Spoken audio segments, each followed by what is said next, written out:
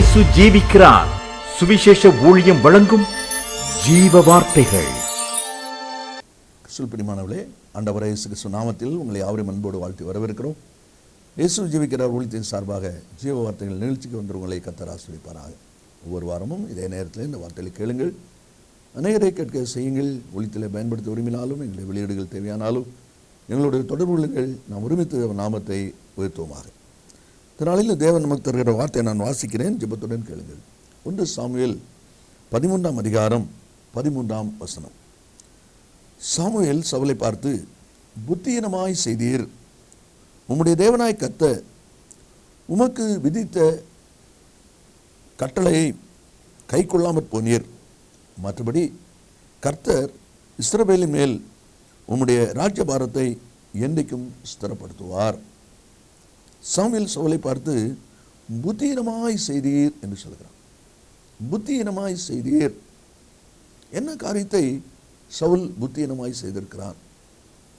இந்த சவுல் யார், அவனுடைய அனுபவம் என்ன என்பதை வேதத்தில் நாம் வாசிக்கும் போது தேவனால் தெரிந்து கொள்ளப்பட்ட ஒரு மகன் என்பதை நாம் அறிகிறோம். ஜனங்கள் எல்லாரும் எல்லா தேசத்தில் இருக்கிற மாதிரி எங்களுக்கும் ஒரு ராஜா வேணும் அப்படின்னு சொல்லி கொண்டிருக்கிறாங்க. அப்படிப்பட்ட சமயத்தில் கழுதை தேடி போன சவுலை கர்த்தர் சாமுவேலிடத்திலே கொண்டு வருகிறார். 9ஆவது அதிகாரம் 16ஆவது வசனத்தில் கர்த்தர் சாமுவேலுக்கு சொல்லும்போது, நாளையின் நேரத்திற்கு பென்யமீன் நாட்டானாகிய ஒரு மனுஷனை உன்னிடத்தில் அனுப்புவேன் என்று சொல்கிறார். அப்படியானால் இந்த சவுல் யார்? தேவனால் சாமுவேலிடத்திற்கு அனுப்பப்பட்டவன் என்று சொல்லி பார்க்கிறோம். 10ஆவது அதிகாரத்தில் நம்ம வாசிக்கும் போது 6ஆவது வசனத்தில் கர்த்தருடைய ஆவி உன்மேல் இறங்குவார் என்று சொல்லப்பட்டிருக்கு. கர்த்தருடைய ஆவினால் நிரப்பப்பட்ட ஒரு மனிதன் என்பதை பார்க்கிறோம். 10ஆம் அதிகாரம் 7ஆம் வசனத்தில் தேவன் உன்னோடு இருக்கிறார் என்றும் வாசிக்கிறோம். சவுலோடு கூட கர்த்தர் இருக்கிறார் என்றும் சொல்லப்பட்டிருக்கிறதை நாம் அதில் பார்க்கிறோம். அதே போல் 8ஆம் வசனத்தில் வாசிக்கும் போது, நான் உன்னிடத்தில் வருவேன், நான் உன்னிடத்தில் வந்து நீ செய்ய வேண்டியதை உனக்கு அறிவிக்க மட்டும் 7 நாள் காத்திரு என்று சொல்கிறான். இந்த வார்த்தையெல்லாம் நம்ம வாசிக்கும் போது இந்த சவுலோடு கூட கர்த்தர் இருக்கிறார் என்பதை நாம் அதில் பார்க்கிறோம். கர்த்தருடைய ஆவியானவர் கூட இருக்கிறார் என்பதை நாம் அதில் பார்க்கிறோம். இப்படிப்பட்ட ஒரு மனிதனை பார்த்து சாமுவேல் சொல்லுகிறார், நீர் புத்தியீனமாய் செய்தீர். என்ன புத்தியீனமான காரியம் இங்கே நடந்திருக்கிறது என்பதை தான் இன்றைக்கி நம்ம சிந்திக்க போகிறோம். என்னென்றால், நாம் செய்கிற காரியம் நமக்கு சரியாகவே இருக்கிறது. உங்களுடைய வாழ்க்கையை யோசித்து பாருங்கள். அநேக சமயங்களிலே மனுஷனுடைய வாழ்க்கையில் இருக்கிற பிரச்சனை இதுதான். குடும்பத்திலையும் அதுதான். கணவன் நான் சொன்னது சரிங்கிறார், மனைவி நான் சொன்னது சரிங்கிறாங்க, பெற்றோர் அவங்கள சொல்கிறாங்க, பிள்ளைகள் அவங்க. அப்போ எல்லாரும் சரி பண்ண தப்பு தான் யார் பண்ணுறா? எங்கே தான் தவறு வருது? அது அறியணும் இல்லையா? அதை தான் இங்கே நம்ம பார்க்க போகிறோம். நீ புத்தியீனமாய் செய்தீர் என்று சொல்லி சவுலை குறித்து சாமுவேல் சொல்கிறாரே, என்ன காரியம் அதில் புத்தியீனமாய் செய்யப்பட்டிருக்கிறது என்பதை நம்மளை வாசிக்கும் போது 11ஆம் வசனத்தை பாருங்கள். 13ஆவது அதிகாரம் 11ஆவது வசனம். நீர் செய்தது என்ன என்று சாமுவேல் கேட்டதற்கு சவுல் சொல்கிற பதில், ஜனங்கள் என்னை விட்டு சிதறி போகிறதையும், முதலாவது. 2வது, குறித்த நாட்களின் திட்டத்திலே நீர் வராததையும். 3வது, பெலிஸ்தர் மிக்மாஸிலே கூடி வந்திருக்கிறதையும் நான் கண்டபடியினாலே என்று சொல்லி அந்த வார்த்தை சொல்வதை நாம் அதில் பார்க்கிறோம். இதில் 3 அனுபவங்கள் இருக்கு. கடைசியில் 4வது ஒரு அனுபவம், கில்காலிலே பெலிஸ்தர் எனக்கு விரோதமாய் வந்து விடுவார்கள் என்றும் என்று சொல்லி 4 அனுபவம் இருக்கு. இதை கண்டு என்கிற ஒரு வார்த்தையை நம்ம அதில் பார்க்குறோம். அதை பார்த்த உடனே அவனுக்குள்ள ஒரு மன தோற்றம், மன எண்ணம் உருவானதுனால சாமுவேல் வர்ற வரைக்கும் பொறுத்திருக்காம, என்னென்றால் 7 நாள் பொறுத்துரு, நான் வந்து பலி செலுத்துவேன் என்று சாமுவேல் சொல்லியிருக்கிறார். ஆனால் எழுத்தின்படி நீங்கள் வாசித்தீங்கன்னா 8ஆவது வசனத்தில் சாமுவேல் குறித்த காலத்தின்படி 7 நாள் மட்டும் சவுல் காத்திருந்தான் என்னும் போட்டிருக்கு. சவுல் கணக்குக்கு 7 நாள் காத்திருந்தாச்சு. ஆனால் சாமுவேலுடைய கணக்குக்கு 7வது நாள் முடிகிற வரைக்கும் அவன் காத்திருக்கல. இந்த வார்த்தை கேட்கிற அன்பு நேச பிள்ளைகளே, உங்கள் மனதுக்கு, உங்களுடைய எண்ணத்துக்கு, ஒருவேளை நம்முடைய நினைவுக்கு நான் செய்கிறது சரிதான், நான் 7 நாள் காத்திருந்தேன் என்று சொல்லி சவுல் சொன்னது போல சொல்லி கொண்டிருக்கிறோம். ஆனால் சாமுவேல் பலி செலுத்த முடியும். சாமுவேல் வந்துட்டார். நீர் புத்தீனமாக செய்தீர் அப்படின்னு சொல்றாருன்னா 8வது நாளாக சாமுவேல் வந்திருப்பாரு. 7வது நாள் ராத்திரி 12 மணிக்கு தான் இந்த நாள் முடியுது. அப்போ அதுக்குள்ள சாமுவேல் வந்துட்டாரு. அதனால தான் சொல்றாரு நீ புத்திரமாக செய்தீர். இல்லாத பட்சத்தில் சொல்ல முடியாது. அப்போ இந்த வசனத்தில் நம்ம வாசிக்கிற சில அனுபவங்களை பாருங்க. முதலாவது, ஜனங்கள் என்னை விட்டு சிதறி போகிறதை நான் கண்டேன். ஏன் நீ பலி செலுத்தின அப்படின்னு சொல்லி கேட்கறதுக்கு அவர் சொல்ற பதில், ஜனங்கள் என்னை விட்டு சிதறி போகிறத நான் பார்க்குறேன், சூழ்நிலையை பார்க்குறேன். ஜனங்கள் எல்லாம் சிதறி போய்கிட்டு இருக்கிறாங்க. இதுக்கு மேலேயும் பொறுமையாக இருந்தால் எல்லாரும் ஓடி போயிடுவாங்க. அதுக்கு பிறகு என்னால் ஒன்றும் செய்ய முடியாது என்கிற ஒரு எண்ணம் அவனுக்குள்ளே உருவாகி நான் பலி செலுத்தினேன் என்று சொல்லி அவன் சொல்வதை நாம் அதில் பார்க்கிறோம். நவத்தில் கேட்கிற அன்பு நேச பிள்ளைகளே, ஆண்டவரே நீரே ஆனால் நானும் கடலுக்கு மேலே வரணும் பேருக்கு கேட்டான். வாப்பா வா சொன்னார். தனிக்கு மேலே நடந்து வருகிறவன் காற்று அலை இதை பார்த்து பயந்து உள்ள முங்கிட்டான்.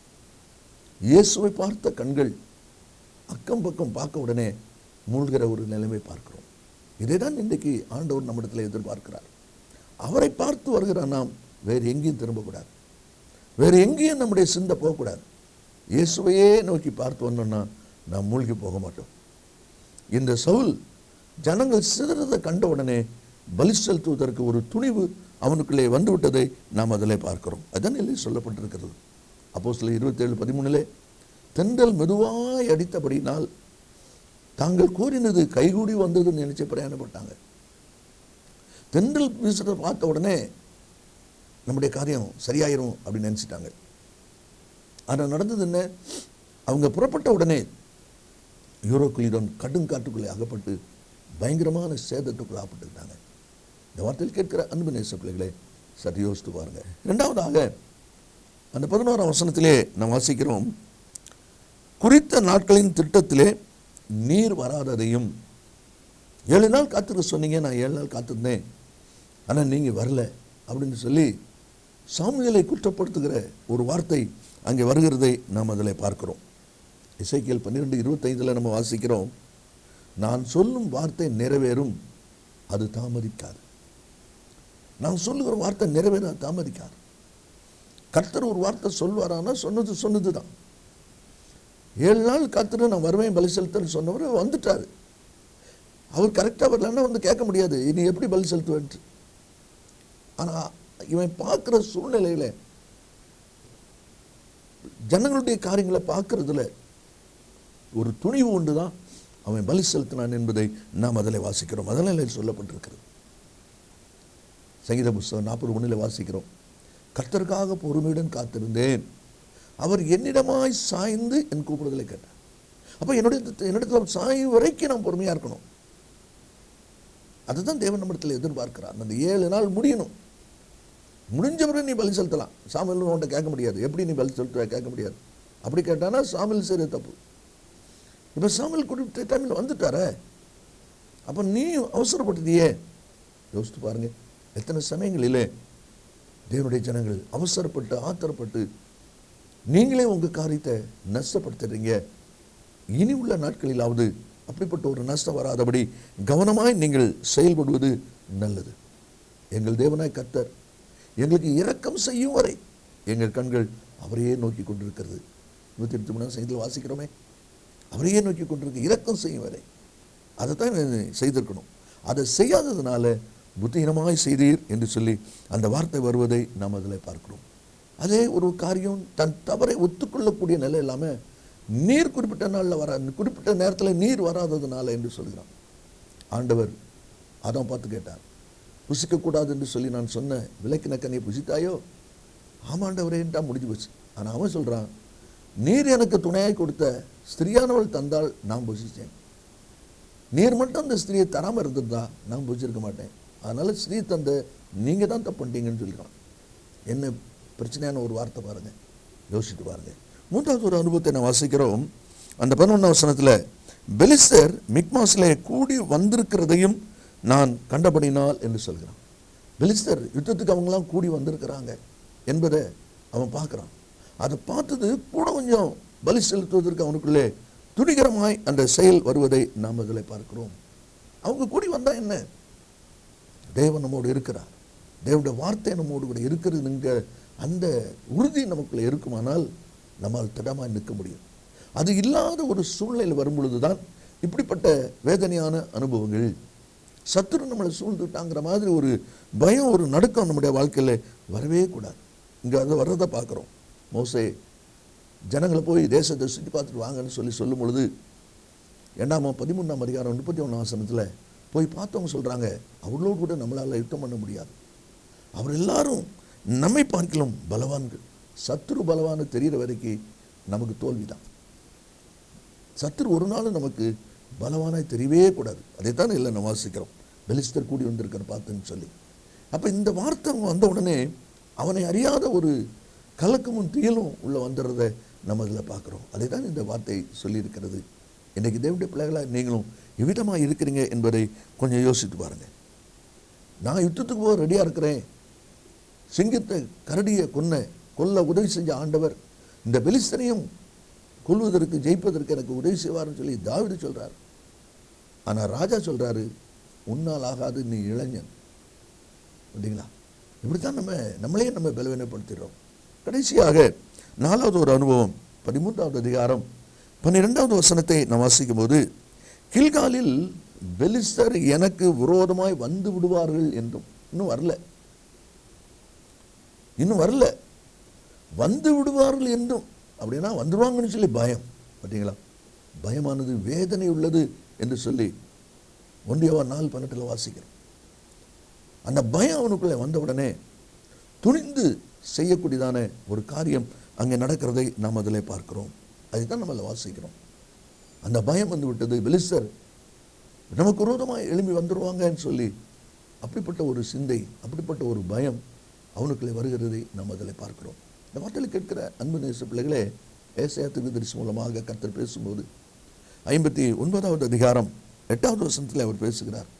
தங்கள் பாதைகளை தாங்களே கொணலாக்கி கொண்டார்கள்.